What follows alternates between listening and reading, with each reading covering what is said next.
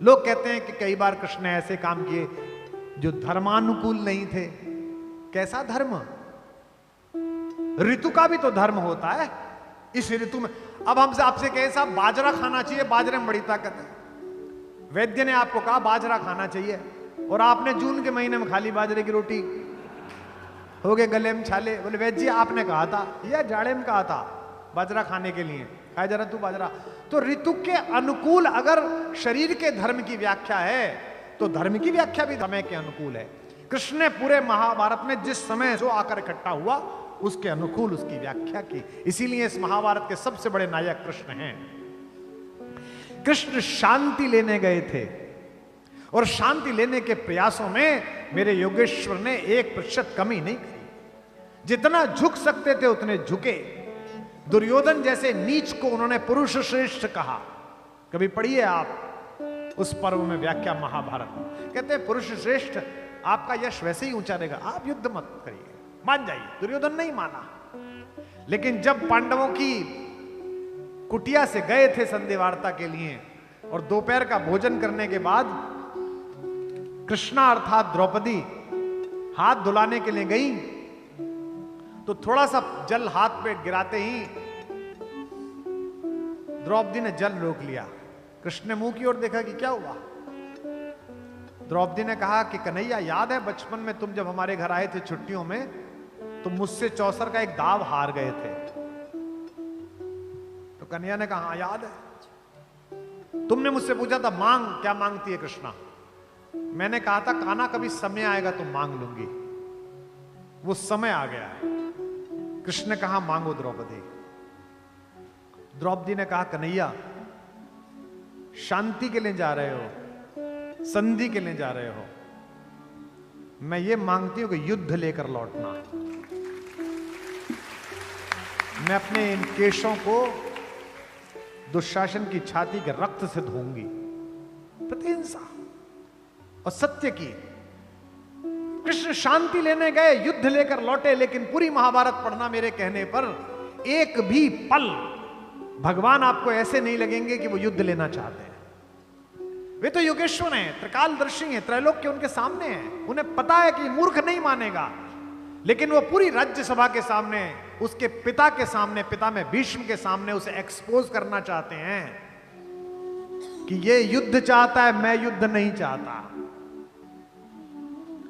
यहां तक कि जिस दर्शन को उन्होंने केवल मां को दिखाया था और मां की भी स्मृति लोप कर दी थी, उस विश्व रूप का दर्शन पहली बार उन्होंने वही किया है।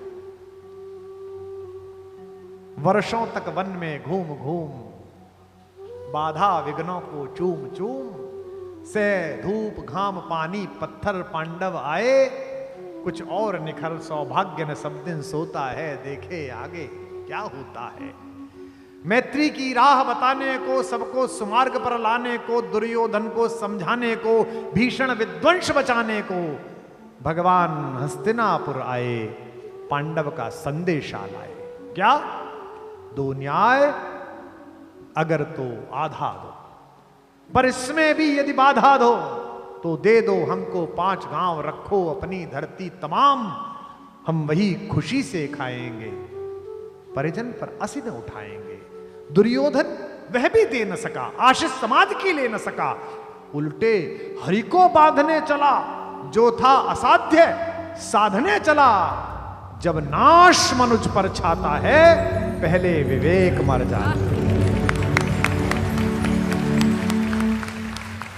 हरि ने भीषण हुंकार किया, अपना स्वरूप विस्तार किया, डगमग डगमग दिग्गज बोले, भगवान कुपित होकर बोले, जंजीर बढ़ाकर साध मुझे, हां हां दुर्योधन बांध मुझे।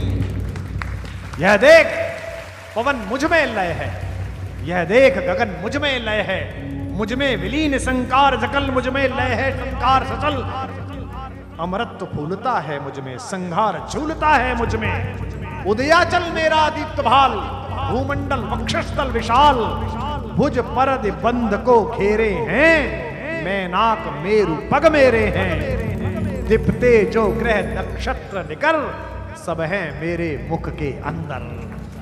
द्रगहो द्रगहों तो दृश्य अकांड देख, मुझ में सारा ब्रह्मांड देख, चर अचर जीव छर अक्षर, नश्वर मनुष्य सुर जाति अमर, शतकोटि सूर्य शतकोटि चंद्र, शतकोटि शरद शतमंद मंद्र, शतकोटि विष्णु ब्रह्मा महेश, शतकोश विष्णु जलपति धनेश, शतकोटि रुद्र शतकोटि काल, शतकोटि दंडधर लोकपाल, जंजीर बढ़ाकर साध मुझे, आहा दुर्योधन बांध मुझे।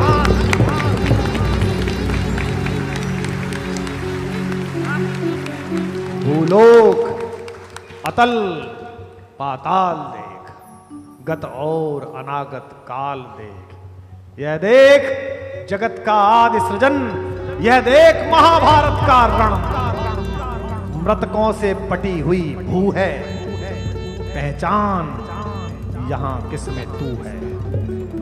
अंबर में कुंतल जाल देख, पद के नीचे पाताल देख, मुट्ठी में तीनों काल देख, मेरा स्वरूप विकराल देख, सब जन्म मुझी से पाते हैं, फिर लौट मुझी में आते हैं।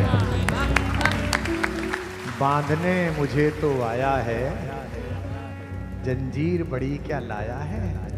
यदि मुझे बांधने चाहे मन, तो पहले तो बांध अनंत गगन, सूने को साध न सकता है, वह मुझे बांध कर सकता है। यह जो कृष्ण है, इसने छूटी हुई चीजों से अपना जीवन बनाया है। राम से जो चीजें छूटी हैं, उन्होंने राम के प्रति करुणा पैदा की है, दुख पैदा किया है, आंसू पैदा किए हैं। कृष्ण से जो जो छूटा है, कृष्ण ने उसका उत्साह उत्सव मना लिया है। कृष्ण के पास दुर्योधन और अर्जुन दोनों पहुंचे। दुर्योधन पहले पहुंचा, मस्तक के पास जाकर बैठ गया। मूर्ख जब भी प्रेम के पास पहुंचता है तो सिर पे चढ़ जाता है। ये पहली पहचान है मूर्ख की। बहुत सारे लोग आपके भोलेपन को, आपके स्नेह को, आपकी कमजोरी समझते हैं। मेरा एक शेर है कि मैं जो चुप रहता हूं तो मेरे कुछ कमजोर दोस्त मेरी खामोशी को मजबूरियां समझते हैं। मूर्खों को अक्सर ऐसा लगता है कि सामने वाला अगर दया दिखा रहा है तो पागल है, मूर्ख है। वो सिर पर बैठ गया। अर्जुन कृतांजलि जोड़े हुए चरणों में खड़ा रहा। द्वारिकाधीश की नींद खुली तो सबसे पहले अर्जुन दिखाई दिया। उन्होंने अर्जुन को देखकर मुस्कुराए। जैसे अर्जुन को देख के मुस्कुराए, कान पे से आवाज आई, अहम चा विगतः, मैं भी आया हूं। वाक्य सुनिए महाभारत का, अहम चा विगतः। दुर्योधन कहता मैं भी आया हूं। इसका मतलब दुर्योधन नहीं आया है, उसका अहंकार आया है।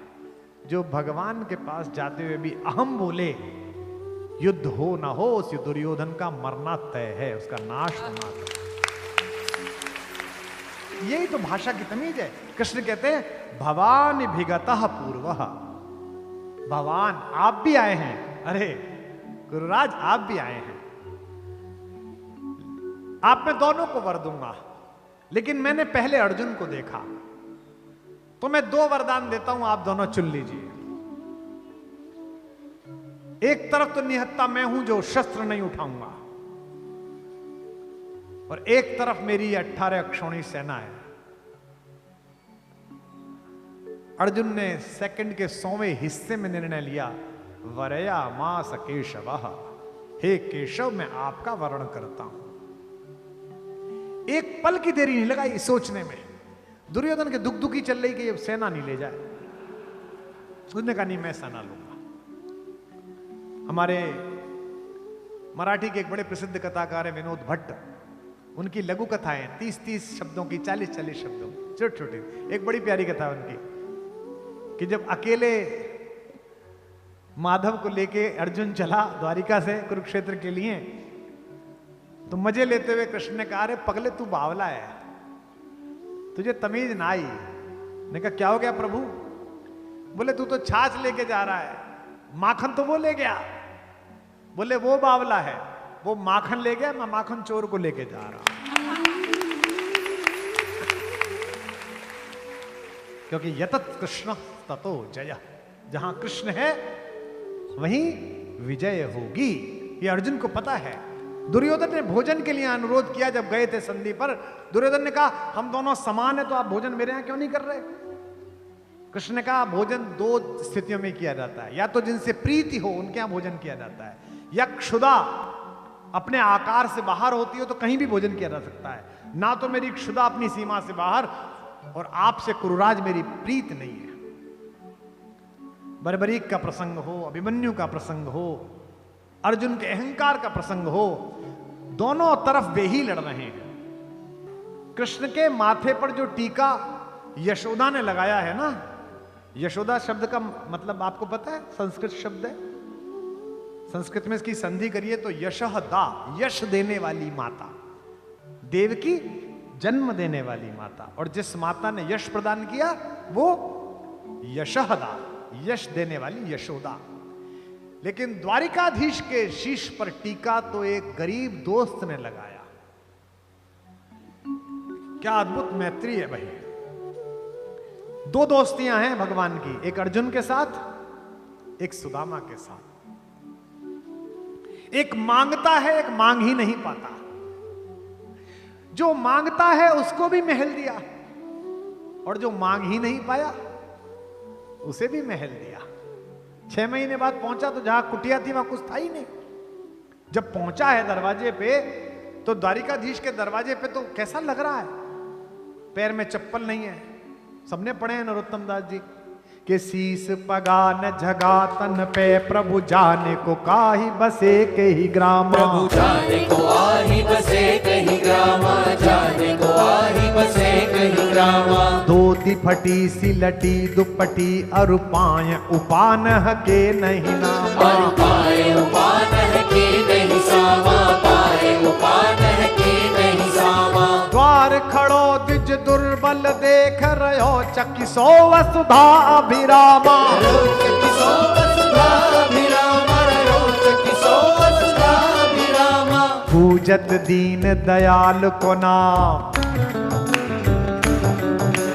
पूजत दीन दयाल को नाम बतावत आपनो नाम सुदामा, बतावत आपनो नाम सुदामा, बतावत आपनो नाम सुदामा, बतावत आपनो नाम सुदामा, बतावत आपनो नाम सुदामा। कल विराम करते ही भागे हम दोनों, मैं और पुंडरीक जी। गाड़ी गई, पुलिस वाले सामने से महाराज जी आते दिखाई दे गए, मुख्यमंत्री जी, उनका काफला, हमारा काफला, सब फंसा गए। उतर के कूद के ऑटो रिक्शा लेके भागे, फिर खड़ाऊं गाड़ी में फेंक दी, पैदल भागे। क्यों भागे? कि राधा रमन जी के पट मंगल ना हो जाए, चरणामृत मिल जाए, बस इस उम्मीद में सब भाग रहे हैं। जिसका चरणामृत लेने के लिए पृथ्वी लालायित है वो चरण धो रहा है किसके? अपने दोस्त के। कि कैसे बेहाल बेवाइन के पग कंटक जाल लगे पुनि जोए, कंटक जाल लगे पुनि जोए, कंटक जाल लगे पुनि जोए। आय महादुख पाय सखा तुम आए इते न किते दिन खोए, आए इते न किते दिन खोए, आए इते न किते दिन खोए। देखी सुदामा की दीन दशा करुणा करके करुणा निधि रोए, करुणा करके करुणा निधि रोए, करुणा करके करुणा निधि रोए। पानी परात को हाथ छुयो नहीं, पानी परात को हाथ छुयो नहीं, नैनन के जल से पग धोए, नैनन के जल से पग धोए, नैनन के जल से पग धोए, नैनन के जल से पग धोए, नैनन के जल से पग धोए। जो द्वारिकाधीश होने के बाद भी अपने एक बिछड़े हुए साथी के चरणों को अपने आंसुओं से धो सकता हो, वही ब्रज का कन्हैया हो सकता है। पहुंचे सुदामा तो वो जगह ही नहीं दिखी। 3 महीने के विश्राम के बाद पहुंचे, लगा दिया विश्वकर्मा को कि मेरा दोस्त पहुंचे उससे पहले वैसा ही महल बना देना जैसा द्वारिका में खड़ा हुआ है। यही महल मिलना चाहिए, ऐसे ही हाथी दरवाजे पे मिलने चाहिए, यही सोने का महल। कह वह टूटी सी छानी हती, कह कंचन के अब धाम सुहावत, कंचन के अब धाम सुहावत, कंचन के अब धाम सुहावत। कह पग में पनही नहती, कह ले गजराज उठाड़े महावत। ले गजराज उठाड़े महावत, ले गजराज उठाड़े महावत। भूमि कठोर पे रात कटे, भूमि कठोर पे रात कटे, कह कोमल सेज पे नींद नावत। कोमल सेज पे नींद नावत, कोमल सेज पे नींद नावत। के जुर तो नहीं कौंदो सवा, के जुर तो नहीं कौंदो सवा, प्रभु के परताप ते दाख न भाव। के परताप ते दाख न भाव, प्रभु के परताप ते दाख न भाव, प्रभु के परताप ते दाख न भाव, प्रभु के परताप ते दाख न भाव। बोलो सुदामा के यार की। किसी से प्रेम करने के लिए उसकी उपस्थिति और अनुपस्थिति दोनों आवश्यक है। या तो आपके सम्मुख है तो आप प्रेम कर रहे हैं, या आपकी आंखों से ओझल है तो आप प्रेम के गाने गा रहे हैं। सबसे मधुर वो गीत जिन्हें हम दर्द के स्वर में गाते हैं, जब हद से गुजर जाती है खुशी, आंसू भी छलक कर आते हैं। Our sweetest songs are those who tell us saddest thought, Shakespeare ने कहा। लेकिन एक ये बावरा है जो जब उपस्थित है तो ये राधा है, जो उपस्थित है तो पूरा ब्रज है, और अनुपस्थित है तो मेवाड़ राजवंश की कुलवधु है, मीरा है। हमसे पूछा था किसी ने, हम एक बार न्यूयॉर्क में एक वर्ल्ड पोइट हाउस है तो वहां गए हुए थे, तो उन्होंने हमारे सम्मान में एक संध्या रख दी। एशिया के और यूरोप के कुछ नए कवि इकट्ठे हो गए, तो स्पेन की एक कवित्री ने कहा कि मैंने आपके यहाँ काफी पढ़ा है, आपके यहाँ के लोगों के बारे में जाना आने से पहले। So I was going through a poetess name Meera. मैंने कहा यस। उसने मुझसे कहा कि आप सो मैनी ऑफ फैलेसीज, बहुत सारी अजीब बातें हैं इसके अंदर। मैंने कहा क्यों? तो उसने मुझसे कहा कि इसमें कहानी है कि उनको विश्व भेजा गया और वो जी गई। तो मैंने कहा दो बातें एक साथ मत कहिए कि मीरा पढ़ा, मीरा को पूरा पढ़ा और प्रश्न उठा। अगर मीरा को पूरा पढ़ा है तो प्रश्न उठ ही नहीं सकता है। अगर पात्रता कृष्ण को लेकर मीरा जैसी है, दुनिया के हर विष को बाध्य होकर अमृत बनना पड़ेगा, चरणामृत बनना पड़ेगा।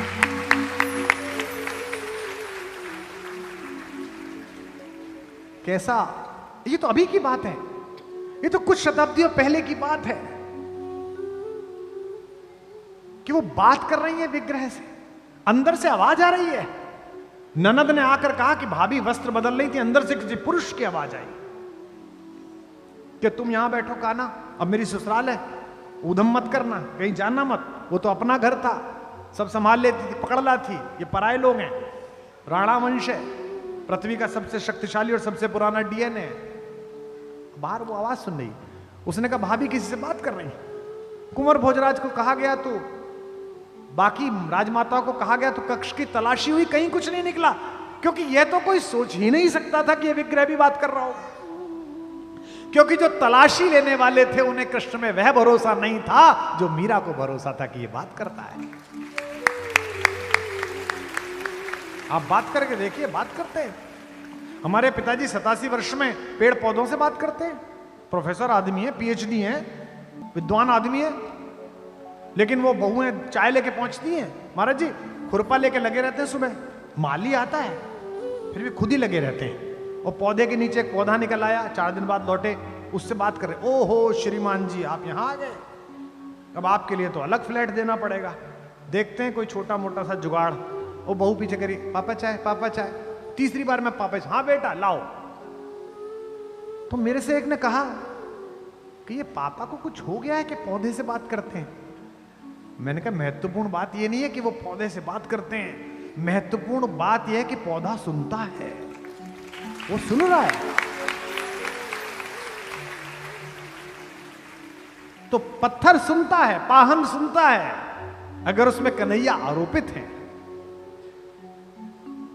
अमूर्त को मूर्ति में प्रस्थापित करने की जो भारतीय कला है, भक्ति की कला है, इसका विश्वविद्यालय है ब्रज। मेरी बड़ी प्यारी कवियत्री ममता शर्मा आगरा में रहती, महाराज जी क्या अद्भुत भगवान ने उसे क्या दे दिया, बस वही कुछ छंद हैं जो मैं देखता हूं तेरा जीवन सफल हो गया। कि मीरा ने मूरत को जो सुलाया, मीरा ने मूरत को जो सुलाया, तो नटखट जाग के सो गया होगा। नटखट जाग के सो गया होगा, नटखट जाग के सो गया होगा। गोद के स्पर्श में मोद को पाकर, गोद के स्पर्श में मोद को पाकर, पाहन कोमल हो गया होगा। पाहन कोमल हो गया होगा, पाहन कोमल हो गया होगा। मीरा ने प्रेम की बेल जो बोई, तो कान्हा भी अंकुर बो गया होगा। कान्हा भी अंकुर बो गया होगा, कान्हा भी अंकुर बो गया होगा। मीरा ने आंसू के मोती सजाए, मीरा ने आंसू के मोती सजाए, तो कान्हा भी धागा पिरो गया होगा। कान्हा भी धागा पिरो गया होगा, कान्हा भी धागा पिरो गया होगा, कान्हा भी धागा पिरो गया होगा, कान्हा भी धागा पिरो गया होगा। फूलों की डाली में सांप भेज दिया कि ये काट लेगा, जब भगवान के लिए माला बनाएगी तो सांप रस्सी में परिवर्तित हो गया। फूलों में सांप को देख के माला में धागे सी सांप को सी गई मीरा। धागे सी सांप को सी गई मीरा, धागे सी सांप को सी गई मीरा। राणा ने प्याला दिया विष का और सोचा अभी के अभी गई मीरा। सोचा अभी के अभी गई मीरा, सोचा अभी के अभी गई मीरा। मीरा ने विष तो पिया ही नहीं, ऐसे मौत को मार के जी गई मीरा। मौत को मार के जी गई मीरा, मौत को मार के जी गई मीरा। कृष्ण के प्रेम का प्याला है ये, रणधार से प्यार को पी गई मीरा। रणधार से प्यार को पी गई मीरा, धार से प्यार को पी गई मीरा, धार से प्यार को पी गई मीरा। लोग पूछते हैं कि राधा और मीरा में क्या अंतर है। महाराज जी, एक राधा जिन्हें शरीर कृष्ण मिले, एक मीरा जिन्हें केवल कृष्ण का ख्याल मिला, कृष्ण का स्वरूप मिला, कृष्ण की चिंतना मिली। राधा को कृष्ण की देह मिली, राधा को कृष्ण की देह मिली, बिन देह के नेह निभा गई मीरा। देह के नेह निभा गई मीरा, देह के नेह निभा गई मीरा। राधा को कृष्ण की देह मिली, बिन देह के नेह निभा गई मीरा। देह के नेह निभा गई मीरा, देह के नेह निभा गई मीरा। ब्रजभूमि में कान्हा ने रास रचा, मरुभूमि में फूल खिला गई मीरा। मरुभूमि में फूल खिला गई मीरा, भूमि में फूल खिला गई मीरा। कृष्ण ने द्वापर में राधा को गाया, तो कलयुग में कृष्ण को गा गई मीरा। कलयुग में कृष्ण को गा गई मीरा, कलयुग में कृष्ण को गा गई मीरा। कृष्ण के प्रेम का राधा पे कर्ज था, कृष्ण के प्रेम का राधा पे कर्ज था, राधा का कर्ज चुका गई मीरा। राधा का कर्ज चुका गई मीरा, राधा का कर्ज चुका गई मीरा, राधा का कर्ज चुका गई मीरा, राधा का कर्ज चुका गई मीरा। कृष्ण तो श्याम है काजल, कृष्ण तो श्याम है काजल, काजल आंज के सो गई मीरा। काजल आज के सो गई मीरा, काजल आज के सो गई मीरा। श्याम के नाम को ऐसा रटा के गोरी से सांवरी हो गई मीरा। गोरी से सांवरी हो गई मीरा, गोरी से सांवरी हो गई मीरा। कंथ के पंथ में प्रेम के अश्रु की वृष्टि से सृष्टि भिगो गई मीरा। वृष्टि से सृष्टि भी हो गई मीरा, वृष्टि से सृष्टि भी हो गई मीरा। उस खेत की रेत में मोती उगे, जिस खेत में बैठ के रो गई मीरा। उस खेत में बैठ के रो गई मीरा, खेत में बैठ के रो गई मीरा, खेत में बैठ के रो गई मीरा, खेत में बैठ के रो गई मीरा। राणा ने कहा कि ओझा बुलाओ, बावरी हो गई है, पागल हो गई है। कहा कि ऐसा मंत्र मारना कि ये कन्हैया ना बोले। आहा हा, राणा ने ओझा बुलाया, कहा कि भूत या प्रेत है मीरा के भीतर। भूत या प्रेत है मीरा के भीतर, भूत या प्रेत है मीरा के भीतर। राणा ने ओझा बुलाया, कहा कोई भूत या प्रेत है मीरा के भीतर। भूत या प्रेत है मीरा के भीतर, भूत या प्रेत है मीरा के भीतर। गिरधर गिरधर कीरे रटच घूमती घूमत दर बेदर। घूमती है दर बेदर, घूमती है दर बेदर। जीव पे गिरधर नाम ना आ सके, मंत्र कोई ऐसा मारिए इस पर। मंत्र कोई ऐसा मारिए इस पर, मंत्र कोई ऐसा मारिए इस पर। जीव पे गिरधर नाम ना आ सके, मंत्र कोई ऐसा मारिए इस पर। मंत्र कोई ऐसा मारिए इस पर, मंत्र कोई ऐसा मारिए इस पर। ओझा ने मीरा की आंखों में झांका। ओझा ने मीरा की आंखों में झांका तो ओझा भी गा उठा गिरधर गिरधर। ओझा भी गा उठा गिरधर गिरधर, ओझा भी गा उठा गिरधर गिरधर, ओझा भी गा उठा गिरधर गिरधर, ओझा भी गा उठा गिरधर गिरधर। ओझा ने मीरा की आंखों में झांका तो ओझा भी गा उठा गिरधर गिरधर। ओझा भी गा उठा गिरधर गिरधर, ओझा भी गा उठा गिरधर गिरधर। बांध के घुंघरू जो नाची तो नाची के नाच को नाच नचा गई मीरा। नाच को नाच नचा गई मीरा, नाच को नाच नचा गई मीरा। श्याम की मोहनी मूरत देख के मूरत में ही समा गई मीरा। मूरत में ही समा गई मीरा, मूरत में ही समा गई मीरा। पीर में नैनों के नीर बहा, वसुधा पे सुधा बरसा गई मीरा। सुधा बरसा गई मीरा, सुधा बरसा गई मीरा। प्रेम के गीत क्या गाए कोई, महाराज जी प्रेम के गीत क्या गाए कोई, अब गाना था जो सब गा गई मीरा। गाना था जो सब गा गई मीरा, गाना था जो सब गा गई मीरा, गाना था जो सब गा गई मीरा, गाना था जो सब गा गई मीरा। बोल मीरा महारानी की। जिस कृष्ण की एक दृष्टि इस नवयुग को मीरा दे सकती हो, उस कृष्ण की दृष्टि आपको क्या दे सकती है। मैं पितामह भीष्म का भगवान श्री कृष्ण की अग्र पूजा का प्रस्ताव पढ़ रहा था। उससे पता चलता है कि समकालीन समय में भी कृष्ण की भगवत्ता के विषय में भीष्म जैसे महाज्ञानी और प्रौढ़ व्यक्ति की क्या धारणा थी। उससे पता चलता है कि उस समय की डिफेंस स्टडीज में कृष्ण कितना बड़े नाम थे।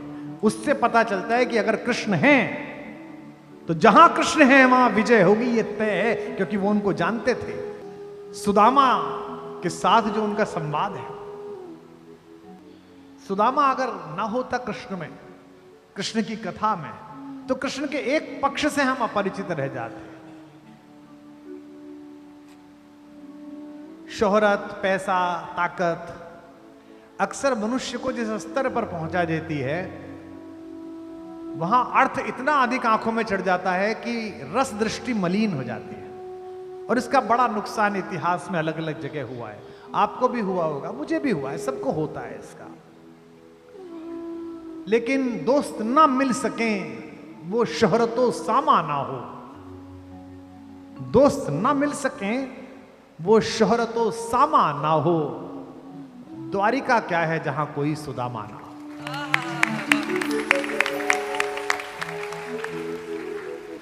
हम 4 भाई हैं, सब विद्वान हैं, कोई वाइस चांसलर है, कोई कुछ है। हमारी ये साध्वी जी बैठी है, पिताजी का बड़ा आशीष है। वो केवल मेरे पास रहने में प्रसन्न रहते हैं।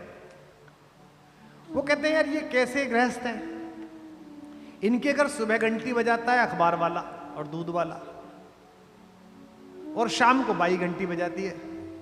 जिस गृहस्थ के घर पर 10 आदमी चाय ना पिए और 5 आदमी भोजन ना करें, वो कैसा गृहस्थ है। एक छोटे से केवल एक वेतन में अपना घर चलाते समय मैंने अपने पिता को देखा कि संध्या होने पर अगर कोई व्यक्ति 5 बजे आ गया तो फिर उसका साहस नहीं है कि वो भोजन करे बिना चला जाए। तो अजी बैठिए प्रभु साहब, कहां जाएंगे? अरे सुनिए, वो आती जी क्या बना रही हो? प्रभु साहब खाना खाएंगे। जो बन रहा है प्रभु साहब खाएंगे। और 4 शेफ लगा लो, 5 बटलर लगा लो, 6 सेवक लगा लो, 8 साढ़े 8 बजे घर में आदमी बैठा रहता है, आप उसे हाथ जोड़ देते हैं बाहर। एक वक्त था सोचता था मैं मेहमान कोई आए तो खाना खाऊं। एक वक्त था सोचता था मैं मेहमान कोई आए तो खाना खाऊं। लानत है इस दौर पर सोचता हूं मैं ये शख्स चला जाए तो खाना खाऊं।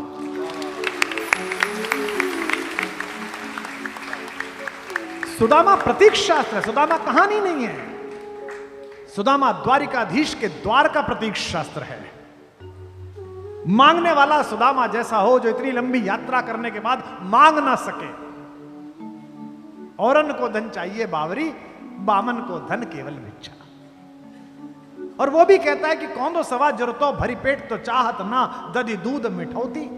अगर कौंदो भी मिल जाता, मिलट क्या कहते हैं प्रधानमंत्री जी, श्री अन्न। अब तो श्री अन्न हो गया, पहले तो कुछ भी नहीं था वो कौंदो। अगर वो भी मिल जाता तो मैं तुम्हें ना भेजती।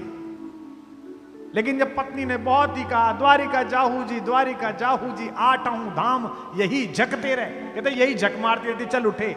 लेकिन द्वार पर पहुंच गया तो बोला नहीं पंडित, उसके मुंह से निकला नहीं। किसी के प्रति कुछ करने में अगर उसके मुंह से निकल गया तो आपके करने की आधी हानि उसी समय हो गई।